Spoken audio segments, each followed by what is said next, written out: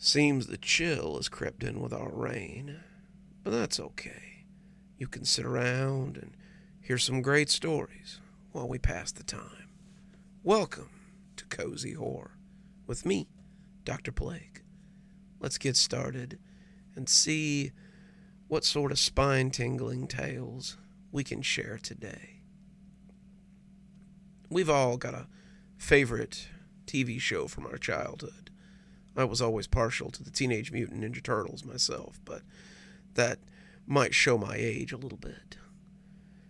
But some of our programming from when we were younger definitely doesn't age well, skews a little more towards the horror quadrant. So let's have a look at some lost media while we explore Children of Men. I pulled up in front of the shop and had to recheck my directions. It was a dingy little hole-in-the-wall place between a Dollar General and a computer repair shop. It looked like it had just existed here since the creation of the first VHS tape. The windows were covered in thick yellow paper, and the outside was caked with a film of old dirt. The sign on the door read "Open," but it was barely visible through the dirty windows. There was no way this place was what I wanted. When I was a kid, I remember watching a show called Children of Man. As a kid, the premise of the show appealed to me. The show was all about kids living on an island in the Pacific, trying to survive day-to-day trials. The producers had gotten about 40 kids from all over America, ages 10 to 12, and dropped them off with supplies and instructions on how to survive. The host, Chris Mansworth, was a survival expert, and he would create challenges every day for the kids to complete. There were 4 teams of 10 kids, and the winner of each challenge got something cool for their area of the village. I watched the show religiously as a kid. Every Saturday night, right after The Simpsons, the show would come on, and I would be enthralled.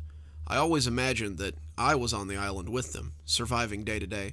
The challenges were really neat, too. They had kids gut and clean their own meat, dig wells by hand, build rafts for raft races, and make aqueducts so their village could have running water. It was a neat idea, but after 8 episodes, the show just kind of stopped. No new episodes came out, and the station never gave a reason.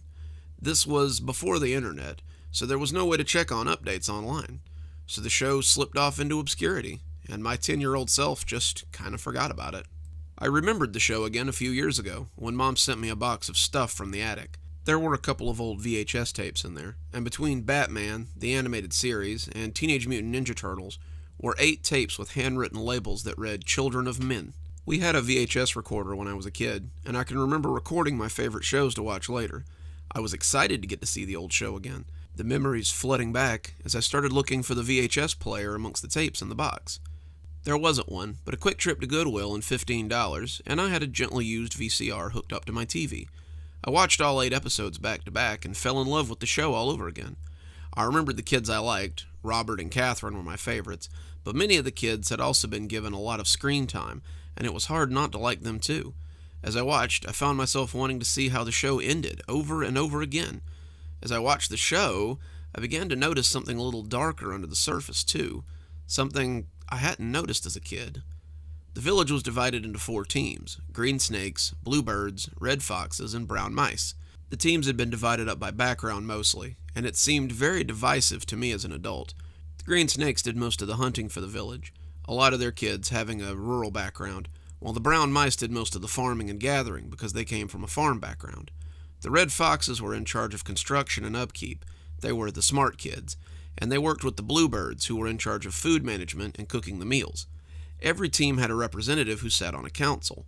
Robert was for the green snakes, Catherine for the bluebirds, Marco for the red foxes, and Shireen for the brown mice.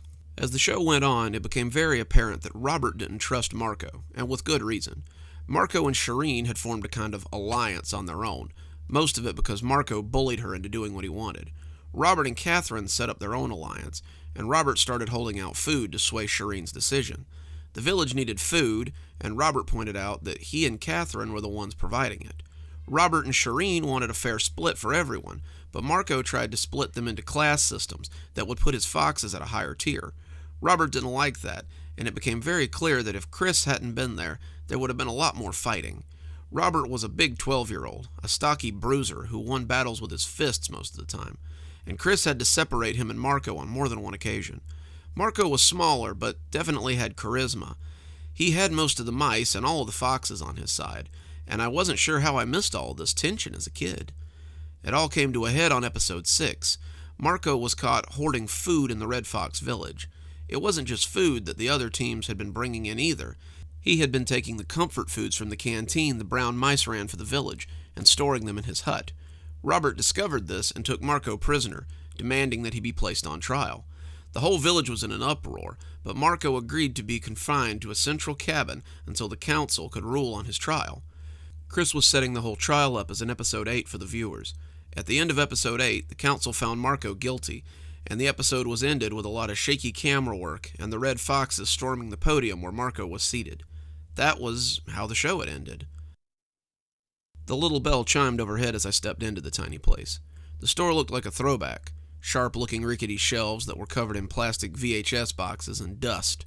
The shelves held VHS tapes, Betamax, and DVD cases that were arranged neatly amongst the filth and dust.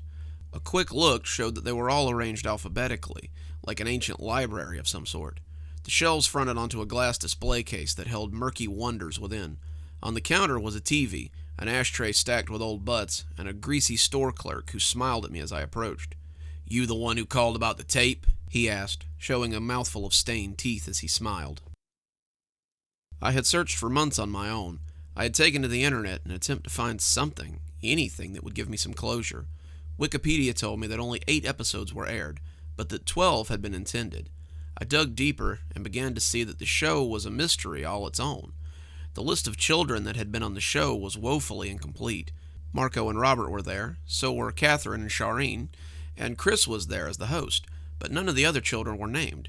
No one except Chris Mansworth had gone on to do anything after the show, and his only contribution was his death a few months later. His Wikipedia said that he had committed suicide in his hotel room, and foul play was not suspected. As for the last 4 episodes of Children of Man, however, there was no mention. So I took to the usual online sleuths, Reddit, 4chan, TV message boards, but no one seemed to have the answer. Most people had never even heard of Children of Man, and the ones that had were more interested in my copies than the last 4 episodes. Apparently the episodes were never compiled or released for purchase, and the only means by which you could still see them were on VHS tapes like mine.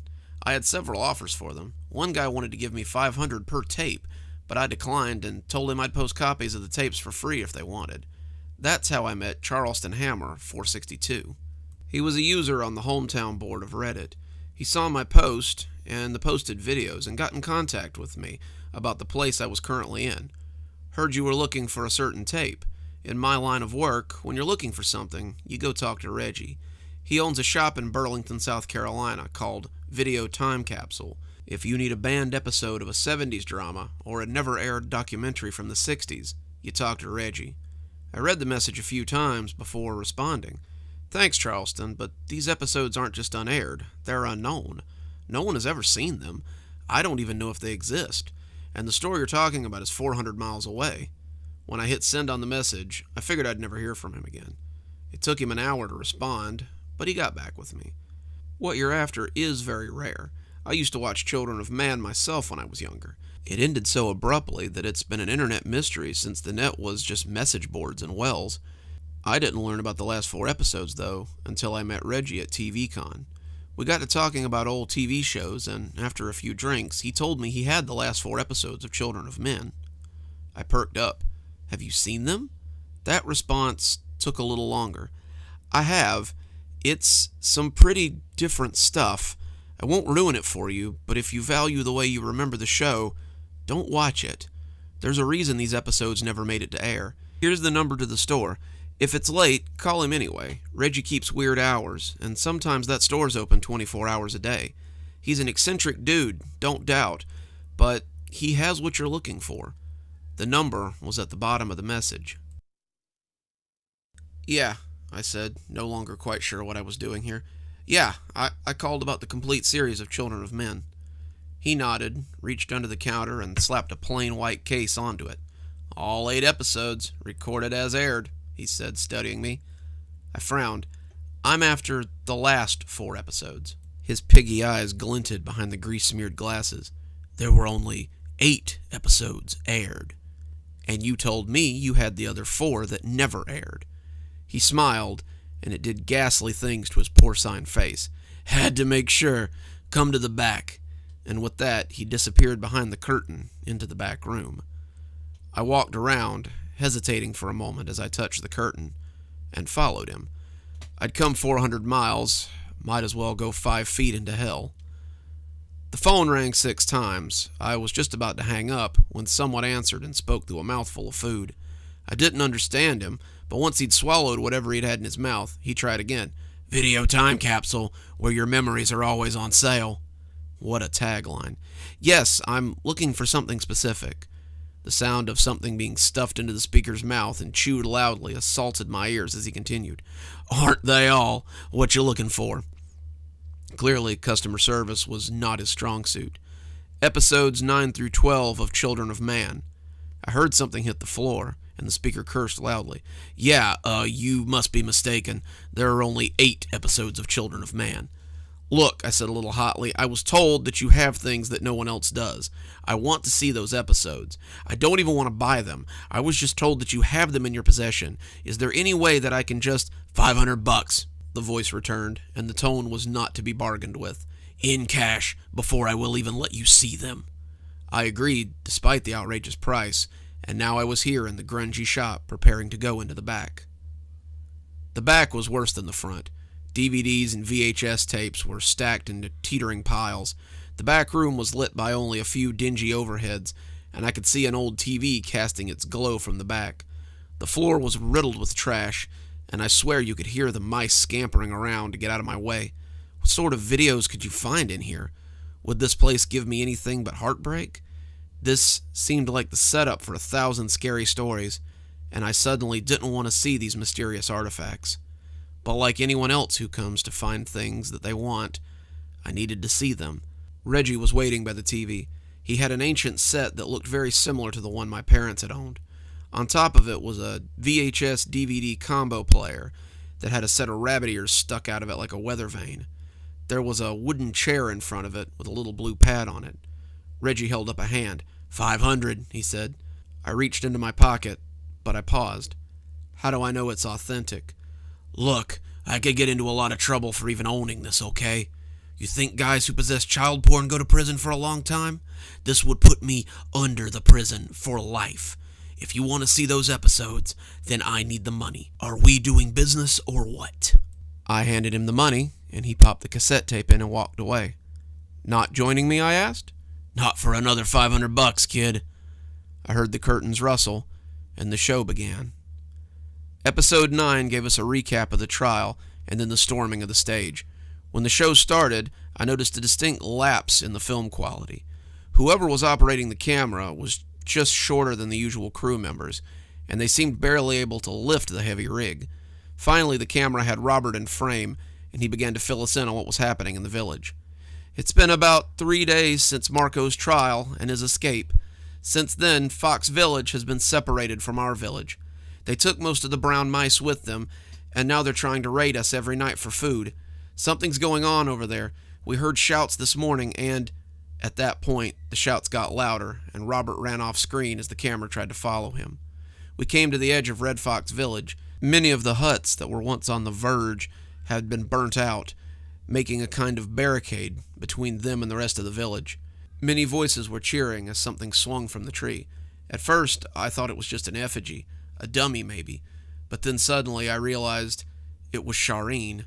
She hung like a grotesque wind chime in the space between the villages, and Robert shouted for Marco to stop being a coward and come out. Some of the kids were crying, but everyone on the other side cheered and shouted, "Traitor!" or "Faithless!" at the swinging body of Shireen. I sat glued to the TV, unsure if any of this was even real. It was night when the next recording resumed. It seemed that whoever was running the camera wanted us to see a raid. The night vision on the camera showed kids with torches fighting other kids who were leaving their storehouse in a hurry. The kids with torches hacked at them with machetes, blood flying as they connected, and some of them dropped as they were stabbed or hacked to pieces by the blades of the other children. The rest of the episode was mostly uneventful. Lots of shaky cam, lots of crying, and at one point someone dropped it and didn't pick it up again for several minutes. As the episode ended, I was left looking at my own stark face looking back at me. What had I just watched? There was no way this could be the same show. Things had gone very Lord of the Flies in the village, and as the 10th episode started, I wasn't sure what to expect. Episode 10 started without preamble. There was no recap, no theme music, and the footage looked unedited. We see a much more professional camera crew, and Chris Mansworth trying to bring some order back to the island. They're coming up through the shallows, Chris and about 10 adults, coming up in the dark towards the village. Chris was talking about how it had all gotten so out of hand, and how he was going to try to rescue the kids. As they came into the seemingly empty village, Chris cupped his hands and began to shout at the empty huts. He told them that the game was over, and that it was time they went home. He told them that there was a boat that would take them home, but there was still no response.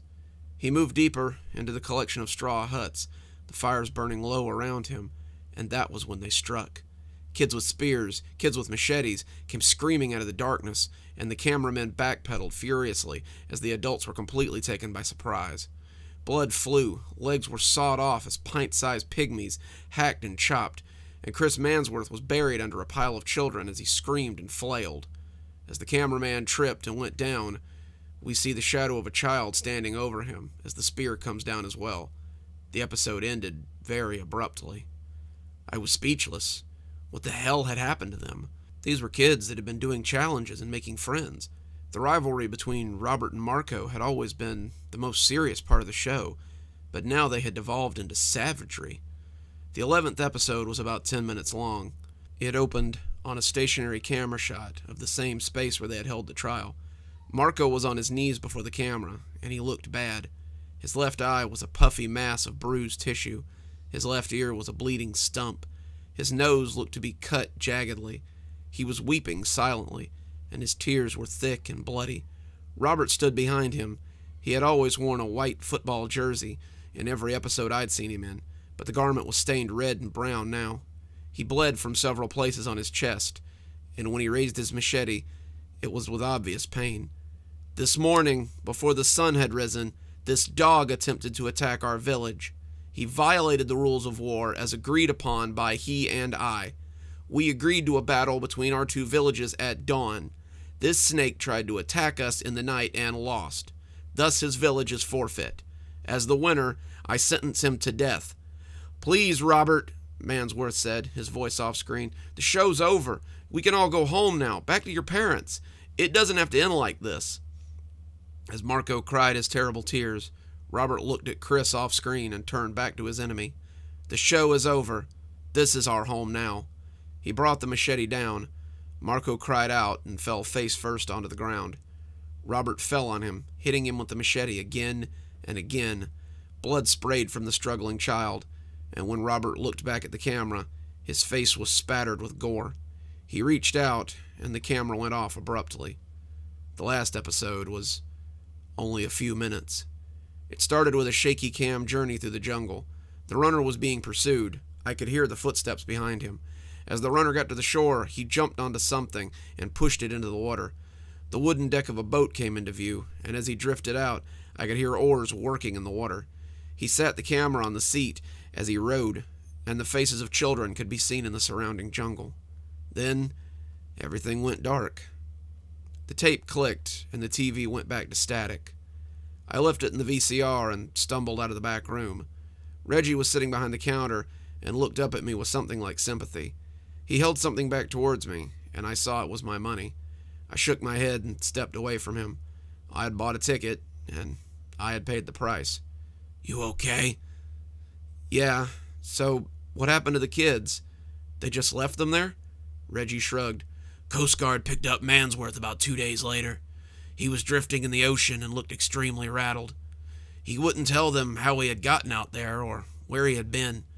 When he got back, he gave the tapes to the studio, and the next time anyone saw him, he was dead." And the kids?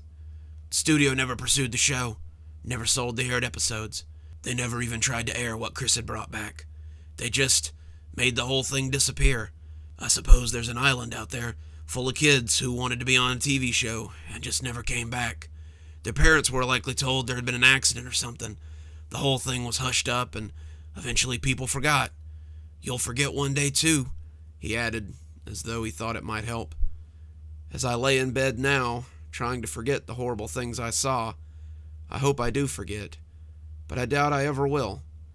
So if you ever find an island out in the Pacific, maybe one full of locals that look just a little not right, turn your boat back out of sight. Those natives are not friendly. I think I can hear some thunder on the horizon.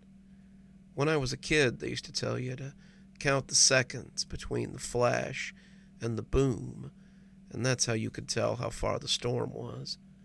I always wondered if there was any truth to that. Who knows? It's a fact that children sometimes play strange games. Some of them are games we played as well, but some of them are games so clandestine, games so mystical that our adult minds can't quite comprehend. So, who's to say a couple of kids might not be indulging in a little bit of fortune-telling, a little bit of future reading? Well, what these children find in their future is anything but bright. So let's explore what happens when we run afoul of a chatterbox. She died very suddenly, though none of us could have known what lay inside her. Her name was Kimmy Wynn, and she was from Korea or Singapore, somewhere like that. We never learned much about Kimmy. Her family didn't speak very good English, though, but Kimmy spoke it well enough to understand the lessons. We tried to befriend her, but Kimmy was shy, and I'm ashamed to say that we took to bullying her.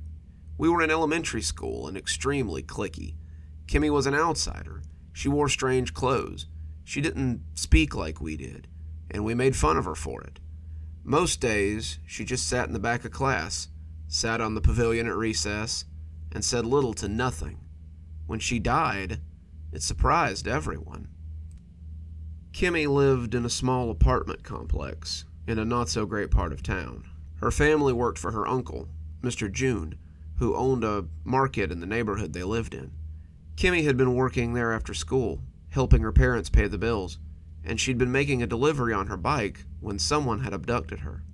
They found her bike just sitting on the curb, wheels spinning slowly, and the police didn't seem hopeful in their investigations. Her kidnapping was all the buzz around school, and my friends wanted to talk about little else. Marissa, our sort of leader, said she bet that Kimmy had just made the whole thing up so that people would be friends with her after she was found. Leanna said that she shouldn't say things like that, but you could tell she didn't really feel very scandalized. She said she'd be praying for her, praying that they'd find her safe, but even at 10, I doubted it. I kept my mouth shut on the matter, personally thinking it was terrible. No one should just be grabbed off their bike as they tried to help their family. A week later, they found her body in an empty lot near her uncle's shop. Mom wouldn't let me watch the news report about it, but Marissa said that the newsman had said that she was chopped into little pieces and left there. The news thinks it might have been something to do with her uncle, but they don't seem to know much about it. A service was held for her at the local Korean Baptist church, and I saw a picture of her parents lighting a little paper boat and floating it out for her. Her two sisters, one of whom was in the first grade, were there too, and I remember thinking how awful it would be to lose someone like that. My own sister wasn't very nice, but I still didn't want anything like that to happen to her. A few days later, Miss Hurd stopped me as I was going out to recess and asked if I would put the stuff from Kimmy's desk into a box. Her parents are coming at the end of the day, and I really need to be outside with the other children. Just put it on my desk and come outside when you're done. I saw the pack of Marlboros in her hand and guessed that child-minding probably wasn't the only thing on her mind.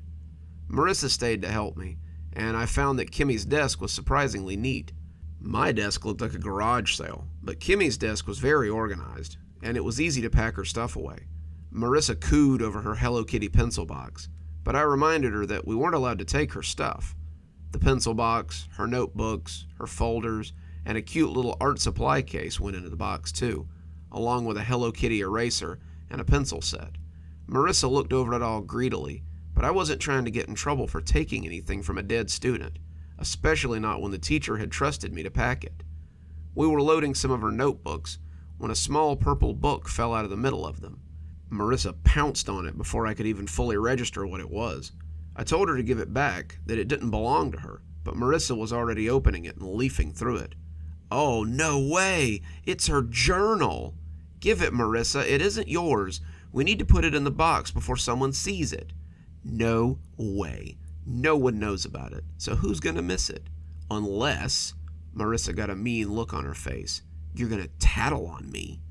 I stopped complaining then and let her slide the journal into her pocket. Marissa and I had been friends since first grade, but I hadn't forgotten how mean she could be either. She had bullied me in kindergarten for the better part of the first half of the year, until I'd come to school with a brand new backpack one day, and she had fallen in love with it. Marissa had said someone with a backpack that cool had to be friends with her and Leanna, and I had been part of their clique ever since. That had only been 3 years ago, though, and I wasn't in a big hurry to go back to the way things had been. Marissa and I were friends, but Marissa could be mean when she wanted to be. I won't tattle," I said softly, more to myself than to her. "Good," she said, snatching the pencil case out before I could get the lid on. I set the box on the desk, and I made sure that Marissa was out of the classroom before I left. I didn't want her doubling back to grab anything else out of there. The idea to make the Chatterbox was Marissa's, as so many other bad ideas usually were. She read the journal to us at recess, taking delight every time she or Leanna were mentioned. My name came up a few times, though it was usually by association. It appeared that Kimmy had been keeping a journal of people and how they had wronged her, as well as how they had wronged others. Quite the little spider was Kimmy, hiding away and listening to people as they gossiped or went about their lives. Marissa said, getting a mischievous look. "I've got an idea." She turned to the back and tore out an unused page, beginning to write the predictions for her Chatterbox. If you're unfamiliar with the item, it's probably because it has a million names. I've heard them called fortune tellers, whirlybirds, paku-paku, salt sellers, cootie catchers, and any number of other things. Sometimes when I post about them online, I get little fights started over what they're called. People have 1,000 different names for them, but they seem to be something known worldwide. They are little devices that you put numbers in, picking numbers randomly until you get your fortunes and learn your fate. Marissa had already started writing the same old things she always wrote on the wedges anytime she made one of these. They were never very creative, usually things like you'd marry a millionaire, that you'd be a princess, that you'd have 20 children, that sort of thing. She was always very predictable, but she never seemed to include anything bad in her predictions. Marissa, despite being a bit of a brat, didn't like for bad things to happen to her or her friends. When she made the Chatterbox, it was always the best outcomes. "Okay, pick a number." I looked at the Chatterbox questioningly. What are you doing? Isn't it obvious? If Kimmy knew so many secrets, then maybe she won't mind telling us our future." The idea of using a dead girl's paper to tell our fortunes made me shudder, and I shook my head as she turned to Leanna. "Come on, Lee, let me tell your future." I guess it couldn't hurt," Leanna said. 5. Marissa opened and closed the device very fast, before holding out for her to pick another number. 7, she said, smiling a little as the paper creature plopped open and closed very quickly. 3, she finished, and Marissa opened the flap. "You should tell Jana what you..." But Marissa stopped suddenly. She seemed to realize that she had read words before she had quite put together what they had said. "Tell Jana what?" Leanna said, smiling but looking a little nervous. Marissa looked at me. Did you write something on this while I wasn't looking?" "No. When would I have had a chance?" Marissa started to call me a liar, but she huffed out a "hey" as Leanna took the Chatterbox and looked at the tab. She looked confused when she got the Chatterbox away from her, but she looked angry after she read what was on the tab. "You should tell Jana what you did to Mark at the lake." She tossed the little paper thing in Marissa's lap. "I told you that in confidence. I only kissed him because you said that I should." "Lee, I didn't write that." But Leanna was already storming away, heading for the picnic tables. Marissa looked back at me, holding the paper craft out as though inviting me to take my turn. I I don't really want to do it. It feels kind of creepy. Oh my God, Marissa groaned, deep in her throat. Here, I'll do it. She picked numbers at random, moving her fingers very quickly as she selected her fortune. Marissa looked mad, furious even, but that didn't seem to stop her from selecting numbers and finding out what her fortune might be. The fortune that Leanna had read had shocked her, and she was interested in finding the ones that she had written so she could feel okay again. It was a fluke, she must be thinking, and now she was going to prove it. She opened tab number 3, and I could see her hands shaking as she read it. Felicia doesn't like you.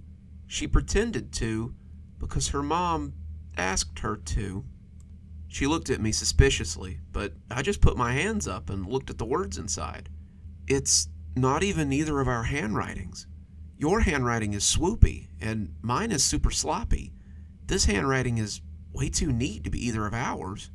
Marissa looked at the handwriting, and then flipped open the journal as if looking for the source of it. She stared at a few of the pages, before slamming the book shut and taking the chatterbox with her. I asked her where she was going, but she didn't answer. Turns out she was going on a tour of the playground. I didn't realize what was going on until a group of angry kids approached the playground monitor with a frantic Marissa in tow. The lead girl, Felicia Spaulding, looked livid, and Marissa was trying to tell her how sorry she was with every step she took. Miss Conway, Marissa's telling lies about my friends and me. Miss Conway, a broad, beefy, grandmotherly woman with hands like slabs of meat, looked at Marissa and then back to Felicia. What's going on, girls? What's this about lies? I didn't write it, Marissa wailed, waving the chatterbox with her free hand. She wrote lies about us in her chatterbox. Her box said that my mom had gotten an abortion and that Cindy was adopted. Cindy, the tall girl with the wavy brown hair that hung with Felicia in her clique, was crying and shaking her head. Other kids had similar stories. Some said that her chatterbox had told them that their parents were getting divorced. Others said that it had said it knew things that they had done, or things they had said. One of them even claimed that it told him that his aunt would die later that week, and that she was in the hospital with cancer. Marissa, hand that thing over, Miss Conway said, her face growing dour as she listened to the long list of complaints against Marissa. Marissa gave her the folded paper, both hesitant and loath to be rid of it, and she almost cried out in anguish as Miss Conway tore it into pieces. Next time I hear of something like this, I'll give you after-school detention. Stop writing lies about people, and the rest of you go play. They all dispersed, Marissa looking down at the pieces of the chatterbox as they drifted in the wind. I hadn't walked up with the rest, but I was still close enough to hear Felicia tell her not to expect to go to any of her parties anymore. Marissa changed after that, and it seemed to me that the chatterbox was the reason for it. For the rest of the day, she just sat at her desk and looked down at her lap. I couldn't see what she was fiddling with at first, but eventually I saw it was another one of the chatterboxes. I was shocked. Hadn't she learned her lesson after the first one?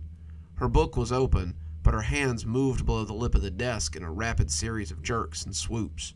She would flick it once, twice, 3 times before opening the corresponding flap and reading what it said.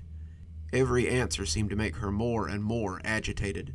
She would take it off her hands sometimes and seemed on the verge of ripping it to shreds before gently sliding it back on and starting again. Marissa, would you care to answer number 4 for us? Miss Hurd asked, drawing my attention back to the front of the class and drawing Marissa out of her stupor.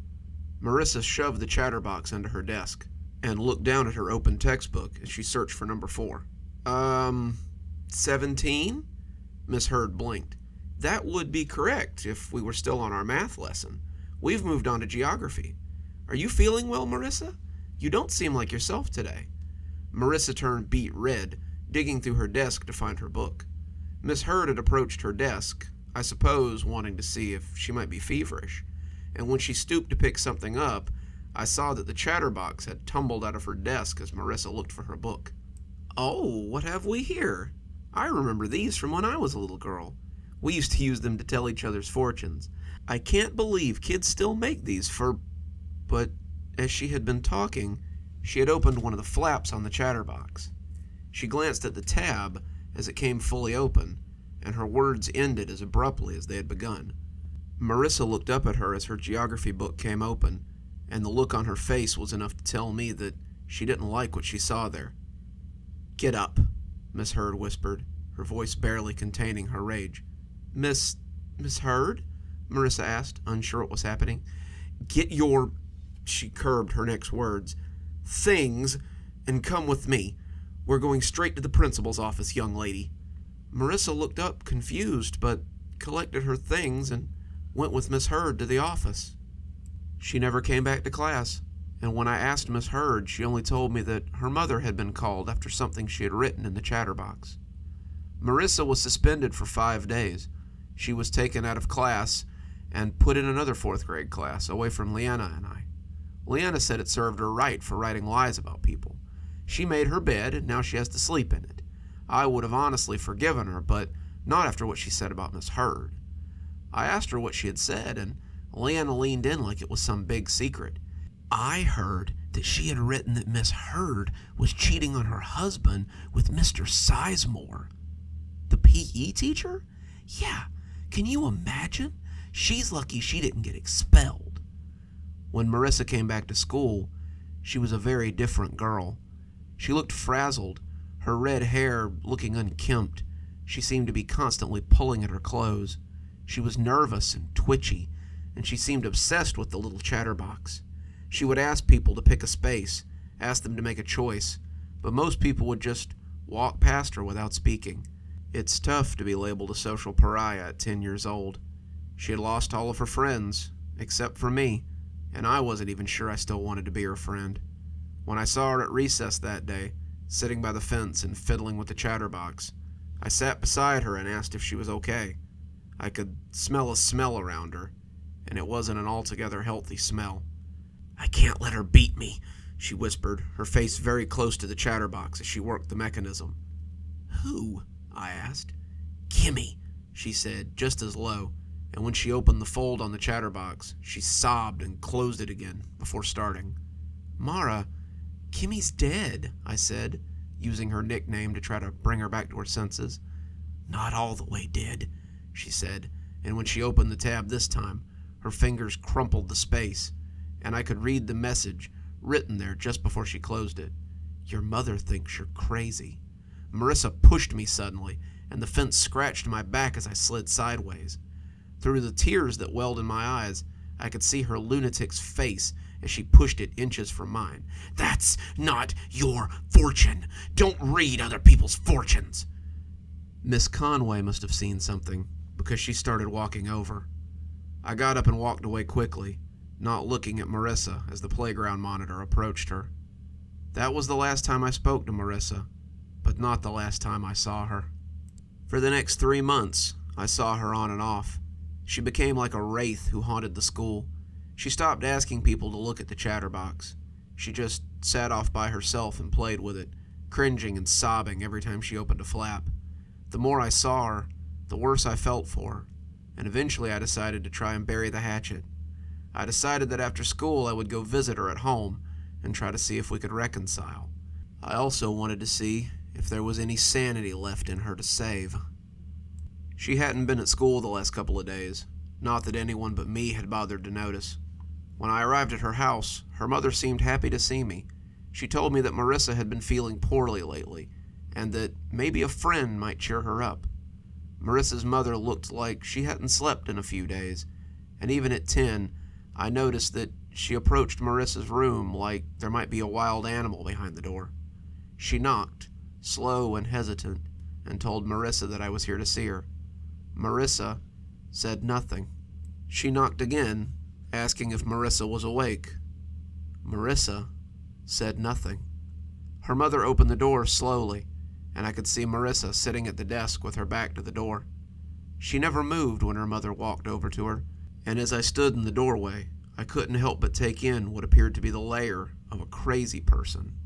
Some of the details would come to me afterward, but many of them were seen in the split second that we often use to see details and assess if a person is a threat or not. The floor was full of chatterboxes, like a flower bed of folded paper, and her mother seemed to be stepping over them gingerly. The outside of them were covered with words, all of them written in that neat, spidery handwriting. The writing on the wall was all Marissa's, though. She had written on the wall in anything she could find. The scrawls were a messy jumble of pen, pencil, paint, charcoal, and even rusty red colors that might have been her own blood in a few places. The words were strange, not making a lot of sense. She watches. She whispers. She tells me I'm crazy. I'm insane. I'm a disappointment. She haunts me. Most chilling of all was the rusty red smear of the word Kimmy over the head of her bed, like she had traced it with a bleeding finger. When her mother started to scream, I was turned away from the bloody words as if someone had slapped me. She was screaming Marissa's name again and again, shaking the ragged scarecrow that she had become. She begged me to dial 911, and I ran downstairs to do just that. The paramedics couldn't figure it out. They said it was like her heart had just stopped, and no amount of CPR or defibrillation could bring her back.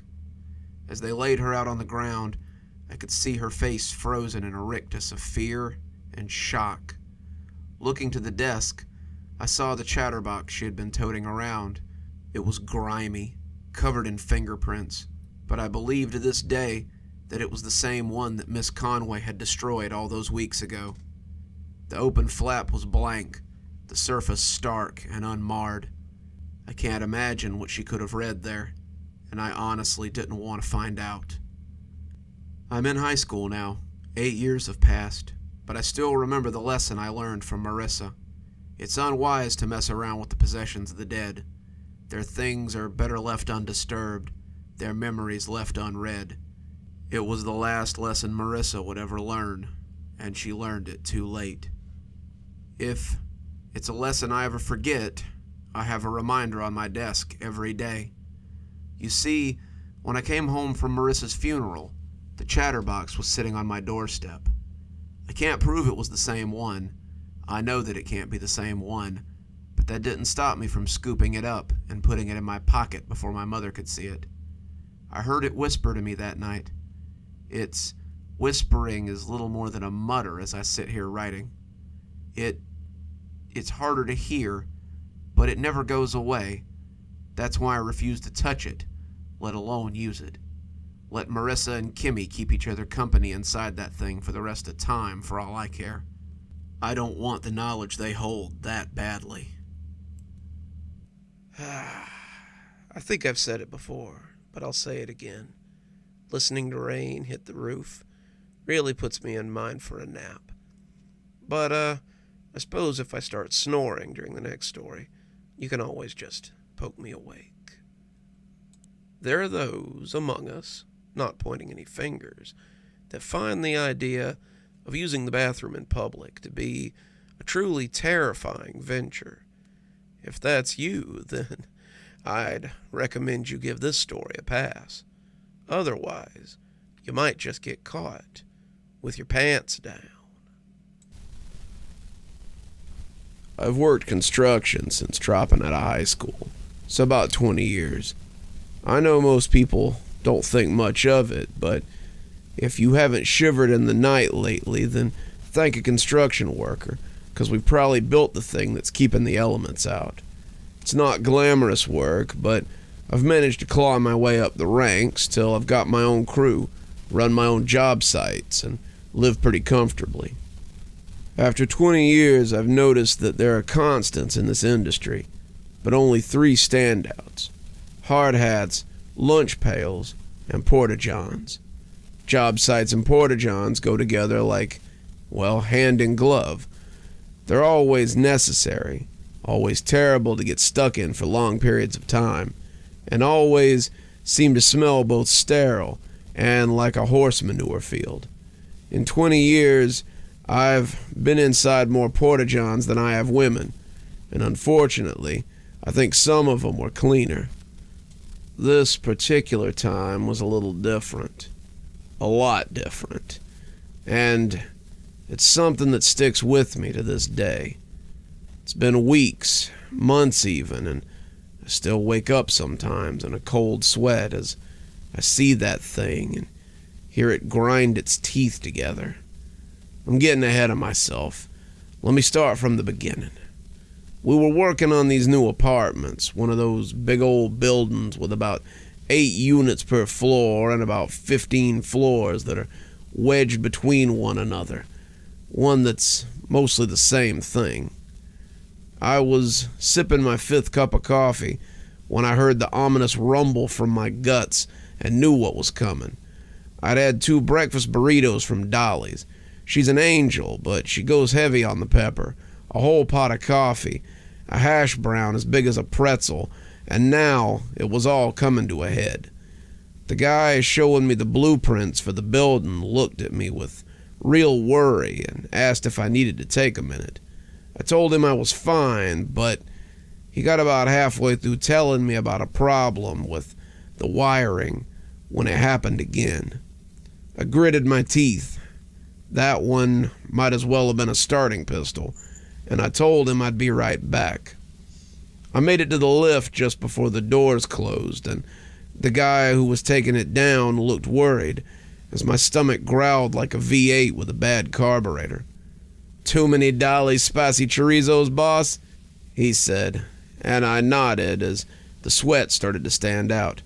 "It's fighting with the pot of coffee and the hash brown in there, and it's anybody's bet who's gonna win. Remind me not to follow you into the John," he said with a laugh as the lift came to the ground floor. I was out and looking for one of the blue boxes that marked our porta potties. There were about 5 of them on the site, and wasn't long before I found one over by the office. I was waddling now, trying not to lose it right here in the yard, and the guys were laughing as I came ponderously towards my oasis in the desert. I closed the door, pushed the black locking bar into place, and had my pants down and my ass over the hole before I could embarrass myself any further. I checked for paper and was glad to find some, not always a given, and as the pressure began to relieve itself in the worst possible way, I closed my eyes and sighed happily. I'll save you the messy details, but needless to say, I was glad when it was finally over. I took out my phone, giving it some time to see if there was any more business to conduct. And that's when I became aware of the strange sound. First, I thought I might not be done, but I realized pretty quick that the slight splashing noise wasn't me. It was like something was making ripples in the water, splashing up a little as it stirred below, and I wondered if maybe I had dropped off a big enough payload to still be stirring in the tank. When it splashed again, this one high enough to wet my nethers with cold, dirty water, I stood up quickly. That had definitely been something alive splashing around in there, and I must have looked pretty silly just standing there, pants around ankles, as I stared into the hole. I fumbled at my phone, trying not to drop it in as well, and bent low so I could see into the fallow pit. It was hard to tell at first. The murky blue water looked like a subterranean lake more than anything, and the lighting inside wasn't helping matters in the least bit. I wondered if a snake had gotten in, maybe something bigger, and that was when I noticed something round coming out of the water.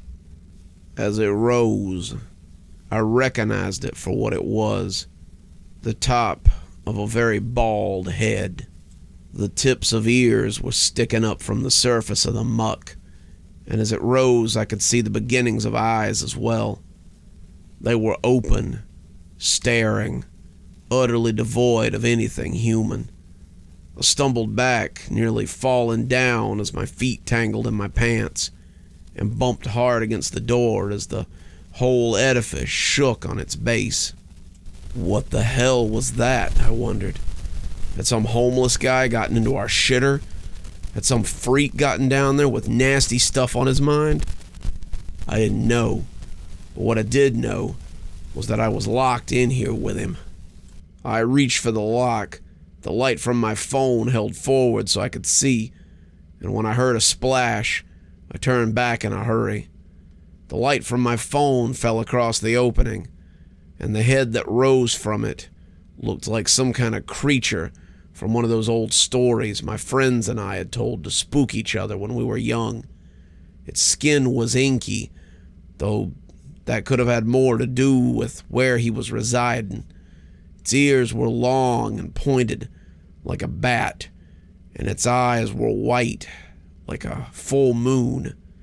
It rose from the festering swamp like a vampire from an old movie, its body simply rising without any mechanism to lift it. I wasn't sure if it was tall or capable of levitation or something, but its face came fully over the lip of the toilet lid. I saw the worst of it then. Its mouth was stretched into a perpetual grin, the teeth long and sharp as they fit together like puzzle pieces. As neatly as they came together, they still appeared to be too long for its mouth. They looked like they might be painful to it, the grin more of a grimace than anything. And they were gravel gray and slimy with something more viscous than saliva. In the dim light of the little toilet, it rose up to tower over me. It kept rising, its head nearly brushing the ceiling, and I could see that its arms and legs were indeed longer than expected. They were nearly twice as long as its body, the hands ending in cruel claws. It leered at me, reveling in my fear, and I was paralyzed by it. The creature was terrifying, but I don't think that was all of it. There's certain places where you seem to believe that there's an illusion of safety. Your home, your bed, your bathroom, places you're at your most vulnerable and comfortable. You think of these places as safe, like sanctuaries, and when these places are violated, it feels like a violation of your person. It opened its mouth, giving me a good look at those gravel gray fangs, and as it hissed softly, it leaned forward like it was getting ready to strike. I don't know how I did it. I shouldn't have been able to move at all, but my hand seemed to come up all on its own and flick the plastic bar back that was holding the door closed. I went from cowering on the floor of a filthy porta-potty to scrambling across the yard of the job site, the light flooding in as it sent the creature shrinking back into that dark hole. I had crab-walked about 20 feet when I realized that I hadn't had time to pull my pants up, and I was scrambling half naked across a job site with hundreds of people on it. I didn't think all of them were watching me, but that was way more eyes than I wanted there to be. I jerked my pants up, started yelling about some kind of animal being in the porta-potty. Some of the guys ran over to investigate. Others came to see if I was okay, but ultimately they didn't find nothing. I told the authorities when they got there too, that something had been in the tank, and it had come at me, spitting mad. They got somebody out there to drain it, but they didn't find nothing. I hadn't expected they would. Whatever it was, it had gone back to hiding in the muck. I had the unit closed down and told the vendor that he could come and get it. He offered to bring me a new one, but that didn't help. I do my business off-site now, but I'll remember that grinning, dripping, terrible face for as long as I live. Whew. If it gets any colder out there, this rain is going to turn into a snowstorm. Huh. Might have to add that to my list of ideas for future cozy horror. Though the thought of sitting inside and listening to snow is anything but cozy in this neck of the woods. Speaking of snow, there's always a chance that inclement weather might ruin your time out in the great outdoors. But if you should get stuck in the midst of inclement weather, let's hope you find an oasis in the mountains, like our next story. You might be a little hesitant, though, after listening, especially if you come across a cabin in the mountains. It began as a freak snowstorm. I've been hiking and camping in the woods outside of Kashmir since I was in high school. It was a spot I used to like to come to with my friends before they all got too busy to return to nature every now and again. The wilderness in North Georgia is just so beautiful. It's a great place to immerse yourself in nature and return to your roots. This weekend, however, I found myself at nature's mercy instead of its beauty. Well, maybe not nature. The longer I stay here, the more I suspect that something insidious might be in this place. When I set up my tent Friday afternoon, the temperature had been a little crisp, but nothing out of the ordinary. Spring has been in bloom, and it seemed unthinkable that it could get below 50 in the daytime. I had been meaning to hike deeper, coming back out again on Sunday, but when I woke up to find snow, I decided my weekend might be a bust. After gathering the gear I could find, I began hiking back to my truck. But I must have gotten turned around. As the day fretted out, I realized how lost I'd become. My usual landmarks were either covered in snow or changed so drastically that I didn't even recognize them. My compass was no help. The needle kept turning and turning, leading me in circles as I wandered through the snow. As I got more and more turned around, the night began to creep up on me. I was soon watching the sunset as I thought about whether or not to put up my tent or keep walking. And that was when I saw the light. It was small, like a candle on a windowsill. I'd never seen any houses out in the woods before, but it was possible that someone had built one in the 6 or 8 months since I had last been out here. I began heading in that direction, and as I did, I saw a cabin begin to materialize amidst the snow. A candle was burning on the windowsill, and as I approached, I began to look for signs of life. I saw no four-wheelers or any means of getting in and out. I was making sure to make a little noise, whistling and crunching loudly through the snow so as not to startle someone who might not want company. The cabin was not the sort of pre-made ones you sometimes saw in showrooms. It looked to have been made of sturdy trees, and the wood looked new and raw. Someone had built this recently, and it made me even more aware of whoever was inside. It was pretty likely that a gun lived there as well, and I was in no hurry to be a squib in the local paper. As I knocked on the door, I felt a little like Goldilocks trying to introduce myself to the three bears. I don't know what possessed me, but when no one answered, I tried the knob. It opened easily, and the door wasn't locked, so I stepped out of the snow to find a roaring fire in the grate of the one-bedroom cabin. It was humble. A bed, a table, a large bookshelf that seemed to stretch the length of one wall, some chairs, and the fireplace. It was so warm after having come out of the cold that I couldn't help myself. I stepped inside and made a beeline for the fireplace. I was careful not to track snow in, leaving my boots and pack on the front porch in the hopes that whoever lived there would recognize that I was here and not be startled. I don't know where the owner of the cabin was, but if they were out hunting in this weather, I wasn't likely to receive a warm welcome. Either way, I didn't think I had any options with the snow falling and the night fast approaching. I sat by the fire, and as the flames dried my clothes, I couldn't help but look at the huge bookshelf that stretched across the wall. It was floor to ceiling, and as big as it was, there was still space for more books. The books were numerous, about 30 in all, and their spines had the names of people instead of titles. My curiosity got the better of me, and I went and took the first one down. The name, Jeremy Blake, was printed in gold leaf on the spine, and when I opened it, it cracked in that satisfying way that old books do. The owner of the home probably wouldn't appreciate me perusing their bookshelf, but I figured I already had enough to apologize for. What was one more thing, right? The inside was written in what appeared to be real ink, and the handwriting was delicate and practiced. Whoever Jeremy Blake had been, he'd been a very dab hand when it came to writing.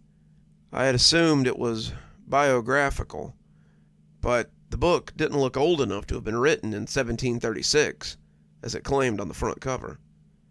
Jeremy talked about being out hunting deer with his brothers when they were suddenly set upon by a snowstorm. It had been snowing when they set out, but they now found themselves in a real blizzard. His brothers had left him when he couldn't keep up, and Jeremy thought he was about to die. That's when he saw the light out in the woods. He talked about coming upon the cabin, and how it had seemed so empty, but lived in. Like me, he had decided to thank the owner when he returned, and set about penning this in his journal, which he'd brought with him. I pray the snow passes quickly.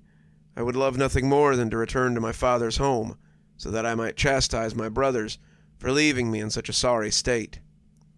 The next entry, though, was a little bit different. Jeremy had woken up to find that no one had returned to the cabin, and the snow was still falling outside.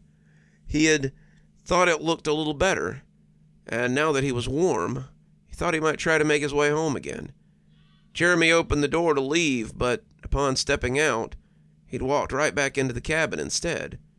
He tried this several more times, but always found himself stepping back into the warm, inviting cabin. There was only one door. When he tried to break a window in his fervor, he found they would not break. He became a little bit upset, fearing that he had stumbled into some kind of deviltry. He tried to leap through the window and nearly knocked himself unconscious. He had destroyed the house, flipped over tables and thrown chairs, but none of them had broken. When he turned around, it had all resumed its previous position, and Jeremy was certain that he had found some sort of witch's den and was most afraid. The next few days were full of entries about Jeremy continuing to live inside the cabin and discovering what it was all about. He found that he didn't need to eat or drink, which was both a blessing and a curse. Despite not needing these things, he found that he was always hungry and constantly licking his lips when his mouth felt dry. He watched from the window as the snow began to melt, and as winter became spring, he watched the animals roam outside the cabin. After a while, his entries became a journal of what he'd seen from the cabin's windows, until I discovered the last entry in this long series of observations. I don't know if anyone will ever read this. I suppose it matters not. I've existed in this house for a long, long time. I cannot say how long, but I was not even 15 when I came in out of the cold, and now when I look at the glass over the fire, I see an old man staring back at me. I don't know how much longer I'll survive, but today I saw another person for the first time in a long time. I was looking out the window, watching the snow fall again, when a child came hesitantly from the tree line. He was looking at the small candle that had brought me here, but his eyes got big when he saw me looking back at him. He took a step towards the house, meaning to come inside or ask who I was, but I shooed him away. I think now that I should have let him open the door to see if I could escape, but I couldn't take the chance of that boy being stuck here as well. Better to die alone here than have some young fellow watch me pass. He scampered away when I banged on the glass and yelled at him. Probably for the best. I'm going to stop now. This journal does nothing but remind me that I'm alive. Maybe it would be better to be dead. I wasn't sure what to make of the journal. Was it real, or some make-believe story the owner had concocted? I looked at the bookcase and wondered if they were all like that. It was getting dark outside, so I took the second journal over to the fireplace so I could read it in the roaring light of the fire. A pine knot cracked as I got comfortable, and the whole experience was very rustic. The handwriting was a little rougher, not the same as the beautiful script of the previous one. Inside were the musings of a woodcutter. His writing was shorter, more surface level. He'd gotten lost while chopping wood and found the cabin on his way home. He stopped in to see who lived there and got himself trapped inside. just like the writer before him. He'd used his axe to try to break free, but to no avail. He'd taken up the book he found on the shelf and began writing to pass the time. Wasn't much, 3 or 4 pages before he stopped. He wrote about watching some squirrels, seeing a deer, and worrying that he would starve when he didn't find any food in the cabin. Whether he died or became bored, I don't know. He stopped writing about 5 pages in, signing Roland Wood at the bottom. The same name on the book spine, written in the same rough gold leaf that the words were written in. The next diary turned out to be a kind of fantasy story, something my grandpa would have called an oat opera. It talked about pioneers on the trail, one of them breaking off in the night to have a call of nature. He finds a strange cabin with a flickering candle, and once he went in, it refused to turn him loose. He spent a few pages talking about being trapped in the cabin, and when his sister came to look for him, he saw her and banged on the window to get her attention. She looked up, clearly startled, and ran away before she could help him. Whether she'd seen him or not, no one ever came to look for him. The rest of the journal was spent telling the story of the pioneers and what they must have seen on the trail. His sister seemed to be the main character, and he talked about the Indians they fought, the animals they hunted, and the things they survived on the way to their new home. Eventually she married a man, and the two lived on the prairie with their growing family on the outskirts of Preacher's Glen. Towards the end, he must have become a little jaded with the whole thing, and the story took a dark turn. His sister, her husband, and her children became riddled with hardships as the Indians descended upon their house, burning their crops and killing them all. The sister watched her family suffer for the crime of leaving her brother behind. The journal ended with her finally being allowed to die at the hands of her captors. He signed it William T. Pitt on the last page, and when I looked up from the story, I realized it was day again. As snow rattled loudly against the window, I had to wonder if it had only been a day. Jeremy's journal made it clear that the concept of time was a little wobbly. Had I been here a day, a week, a year? The snow was still blowing outside, but it didn't have to be the same storm that had brought me here. I looked at the door as I got up to put the book away, and wondered if I would find myself stepping right back into the cabin. I took a step towards the door, but I wasn't bold enough to try it yet. I needed more research first. With little else to do, I picked up the 4th journal. I noticed that William Pitt was on the spine of the 3rd one as I put it back, and Beverly Stryker was on the spine of the one I took down. It seemed that the cabin had finally attracted a female resident, and I was interested in getting her point of view on the whole situation. Beverly's story was a little different from the others. Miss Stryker was in trouble when she found the cabin. Beverly had been fleeing into the night to escape her abusive husband. She hadn't wanted to marry him. He was not the sort of man that women like to marry, but she had made the mistake of falling for him when she was young, not realizing what a brute he was until it was too late. By then, her father had decided that if his youngest daughter wanted to marry someone so far below her station, then he would let her.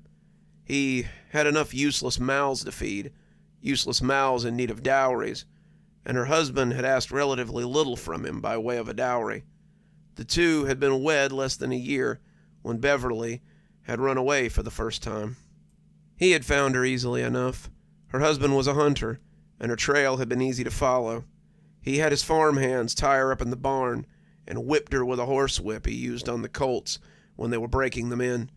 Her skin had been covered in welts, broken and red from the lashing, and Beverly had been left in the barn overnight to think about what she'd done. She thought all right, but it wasn't likely the reflection her husband had been thinking of. Beverly lay in the filthy hay all night, thinking about her current situation and planning her next escape attempt. She played the dutiful wife for the next 3 months, filling his cup, cooking his dinner, and keeping his house like he liked, until her husband grew lazy again. He stopped having the hands watch her so closely. He stopped locking the bolts every night so she couldn't escape. He stopped putting the dogs out every night so they would alert him when she left. Then one night, she ran, but not fast enough. He was after her sooner than she expected, and she had heard the bang of the dogs and the clump, clump, clump of the horses' hooves. She was running through the woods, the early autumn chill sending goosebumps up her skin. She hadn't gotten dressed in anything heavier than a shift. If he'd caught her getting dressed, he'd have known she meant to run. So now she ran in the light of the late-year moon, her body bathed in the golden light as she fled for her life. When she had fallen, she had expected to be ridden down out of hand, but the hooves and the dogs went past her as she lay curled in the boughs beneath a tree. The roots made a kind of cage, Beverly looking through the bars as she listened to insects and night birds singing their song. She expected to be found, expected to be caught, but as the night deepened, she found it was only her out in the wilderness. The dancing light had stolen her from her worries, and that was when she noticed the candle. Beverly found the cabin and had been trapped by the enticing cage. There wasn't much after that. She'd written a little more, but nothing as exciting as the night run through the forest. She read the journals and discovered that she couldn't leave, but there was none of the fear or uncertainty the others had shown. She was content in this place, a place her husband couldn't find. She lived inside the cabin, updating the journal sparingly and passing away with nothing to show for it, and no one the wiser. I looked at the door again, but the next book looked so inviting. Books became my food. I devoured them, reading some of them and taking their stories in. The cabin had attracted many in its lifetime, and I wondered how many more had chosen not to write. How many had suffered in silence here? How many had simply wasted away with nothing to mark their passing, except their memories? Those who had written had left behind everything, from pages and pages of observation to short little stories about nothing at all. They wrote fantasies, westerns, slice-of-life stories about the people they'd left behind, and it all became more and more modern as time went on. I don't know how long I sat there reading, but it was snowing again when I looked up to find a journal in my hand with my own name on it. I opened it and found the pages as white and blank as the landscape outside my window. The doorknob was cold when I wrapped my hand around it. The wind was cold as it blew snow in through the open door. My boots were still on the porch, but they looked old and weather-beaten. The backpack was gone, likely dragged off by some animal while I was reading. The boots had been tan when I bought them less than a year before I entered the cabin. Now they looked bleached, the fabric thin as a mummy's cheek. I wanted to reach out and touch them, to see if my fingers would go through the thin skin of the boots, but I knew I would never get close to them. I stepped out onto the porch and found my foot coming down on the hardwood floor of the cabin. I closed the door and went back to the fire, picking up the journal with my name on it. If you're reading this, then it's already too late. I don't know if this place is supernatural or just some old pocket out of time, but I do know that it's a trap. I don't know if there's any escape from this place, but I know that no one's coming to look for me. I hope my diary is the last, but I have no doubt there will be others. The house seems to draw us to it, collecting stories as it collects lives. At least I'll be warm before I die. I looked down at what I'd written, unsure of what else to say. It was barely a page, and the effort seemed lame. I was no writer. I'd never done more than emails or text messages. But as I struggled to find something to add to it, the futility of the exercise hit me all at once. If someone read it, they would be trapped anyway. My warning wouldn't help them, and my eyes slipped over to the fire as I thought about just burning it. Would it burn? I didn't know, but if the cabin wanted lives, then why give it what it wanted? Then I turned back to the door and thought of something a little different. An experiment might bear results. The book thumped onto the porch when I tossed it, and when I turned back to the bookshelf, it hadn't returned to its spot. The snow skittered across the pages, leaving wet runners on the paper as they marked them. They fluttered back and forth as the wind hit them, but the book was a little too heavy to be pushed by the wind. The snow seemed loath to come up on the porch, so I didn't think it would ruin it. When I closed the door, I hoped that someone would see it before they opened it. I had added a little bit at the end, and as I sat shivering by the fire, I hoped they would notice the book and follow the instructions before barging in. Knock 3 times and open the door. Under no circumstances come in. If the house is empty, run away as fast as you can. If I'm here, hopefully you can help me escape. One more story for you. I think the rain's starting to slack off, and as we all know, horror stories in the bright sunshine just aren't a good combination. We've all experienced a move once or twice in our life. I know I have. And with moves come strange circumstances, weird sounds in the house, or maybe a creaky foundation in the wind. But always be mindful of the supernatural, even in the newest of houses. You wouldn't want to hear the Burbles from beyond.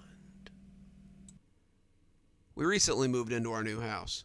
It's perfect, just the right size for our family, but it has a strange problem with the drains. I noticed it while I was unpacking the bathroom things. I turned to discover that my husband hadn't flushed and pushed the lever to send it down the drain. When I did, I discovered that the sinks burble whenever you flush the toilet. Nothing too jarring, but it scared me a little when I first heard it. The sink burbled and bubbled, making a noise deep in the drain as it cleared the water. My husband laughed it off when I mentioned it to him. "It's an old house, dear. The pipes are on the central line that feeds into the septic tank. No one has used them in a while, so it's probably just getting used to people being here again." I blew it off as a weird thing the house did and just went about my business.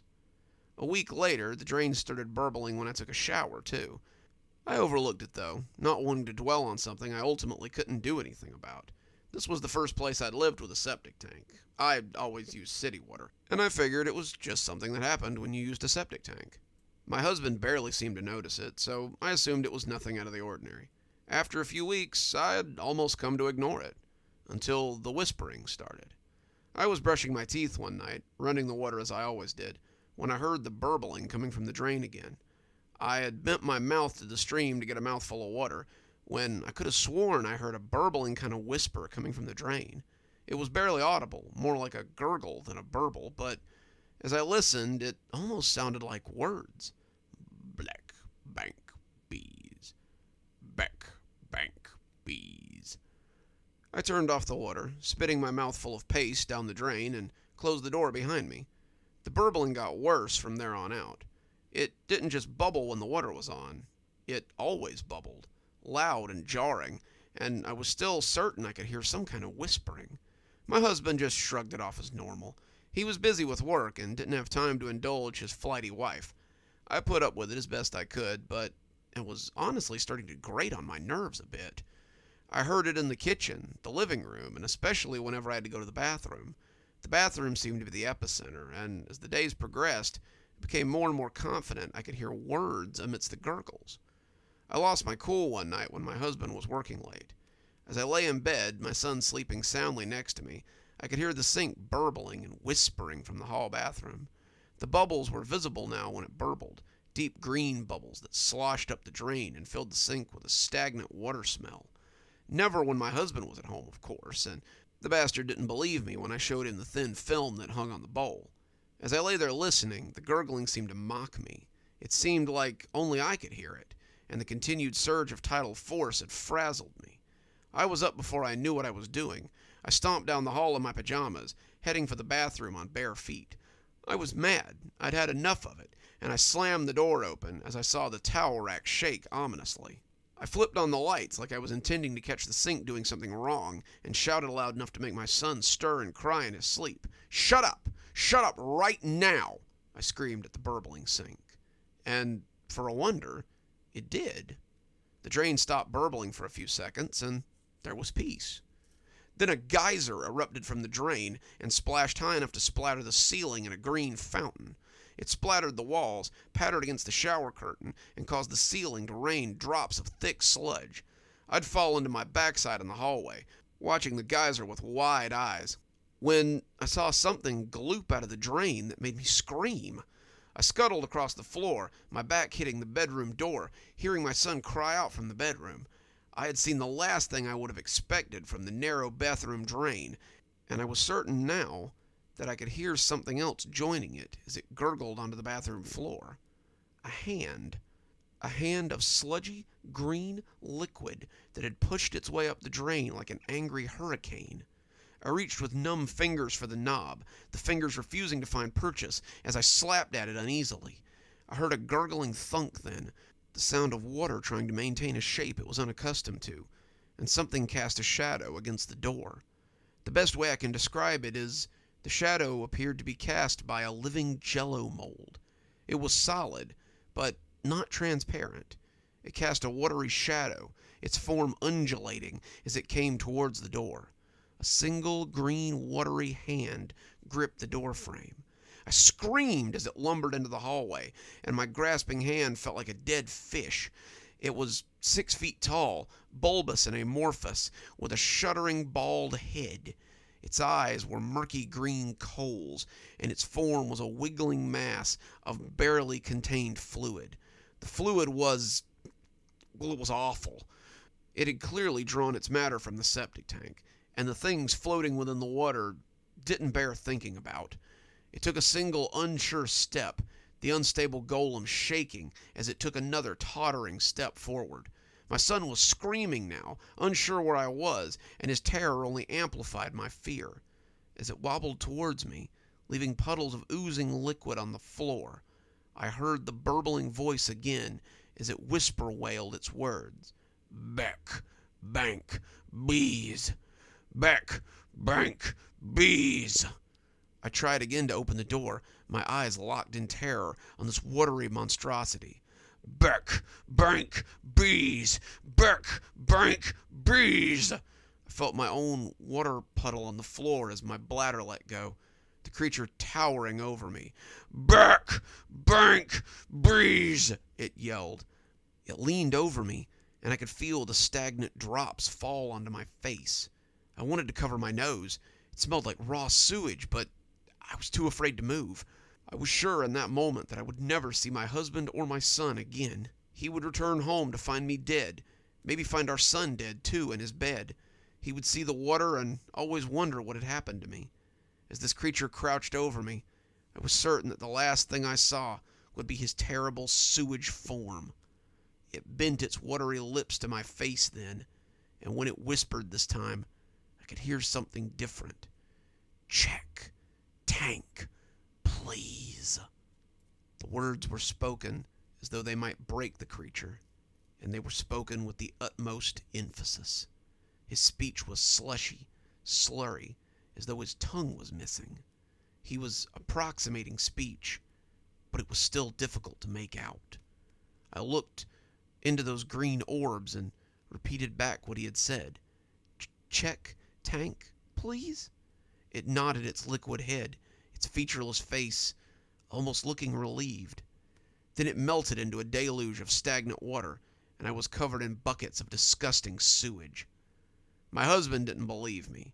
I was still cleaning up sewage when he came home, and he was utterly flabbergasted. I told him about the creature, about its final message, but he refused to believe it. It was a dream, he said. The septic tank had backflowed into the house, and I had dreamed this watery creature. We went back and forth for hours, until finally I had the solution. Open up the septic tank, then. If there's nothing there, then I'll never say another word about it. I'll deal with the gurgles and the bubbles, and I'll never say another word about anything. After another hour of arguing, he finally relented. We called a service, and they breached the lid. It wasn't too hard. The earth was removed, and the lid was removed with a little backhoe. The smell was atrocious, but the men didn't seem to mind. My husband told them that we had a problem with the tank. It flowed into the house, and they figured the valve had been stuck. I saw the pumper hose descend, and the tank was emptied. My husband said I didn't need to be there for this, but I wanted to see. As the sewage went down, I saw the operator's eyes grow large.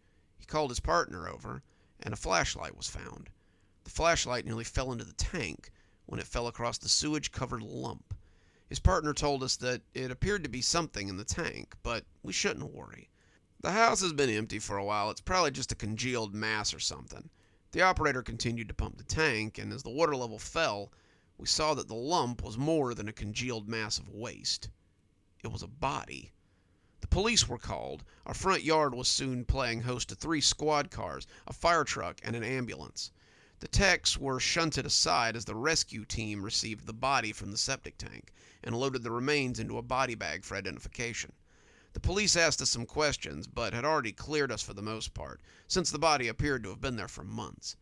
The inspector had likely not breached the tank at all during the initial inspection, so the body could have been there for years if it had been sealed properly. As the bag was zipped, I got a momentary glance at him. It was large, the head bald and lumpy. It looked a little like the sewage form that had tottered over me in the hallway. Before they zipped it up, the desiccated creature's mouth lolled open, and I felt a chill run down my spine. His tongue was mangled. Since the incident, we've heard no more burbling. The septic tank hasn't sputtered, and the house has been quiet since that night. Other than the sounds of our family, of course. My husband still can't explain how I knew there was a body in the tank, but I'm just glad that there was ultimately a happy ending to the story. So next time you hear a burbling in your pipes, don't discount it as simple plumbing issues. Your house may be hearing burbles from beyond. I think that'll just about do it today. But I do hope you'll come back and join us again for more cozy horror with your old pal, Dr. Plague. Until then, I hope you have a wonderful day and a spooky evening.